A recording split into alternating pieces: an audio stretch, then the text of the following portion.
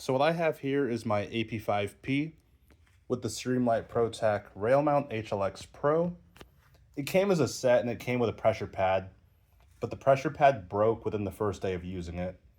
So I highly recommend not using that.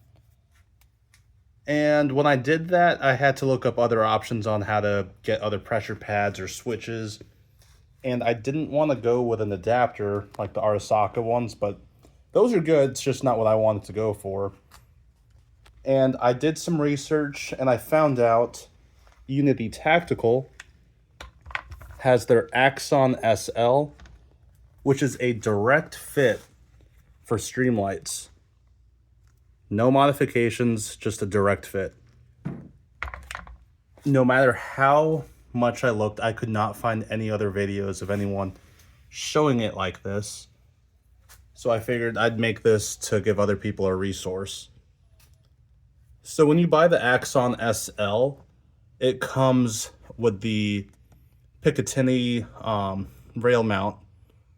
There are M-LOK adapter kits that you can buy, but it needs 2 panels, and mine just does not fit on the single panel. So I just opted to buy a pick rail to M-LOK adapter. And the button itself is polymer from what it feels like, because I've already dinged it up a little bit. But it has your solid stay on, and it has your momentary, and you can still strobe with it. And to my understanding, I think this was a 7-inch wire that it came with. And I didn't need to do any rail retention for it, so it fits pretty good for me.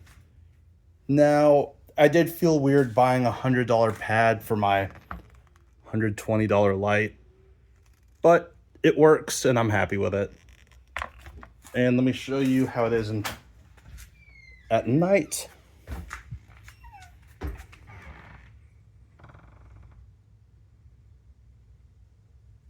And here's the solid.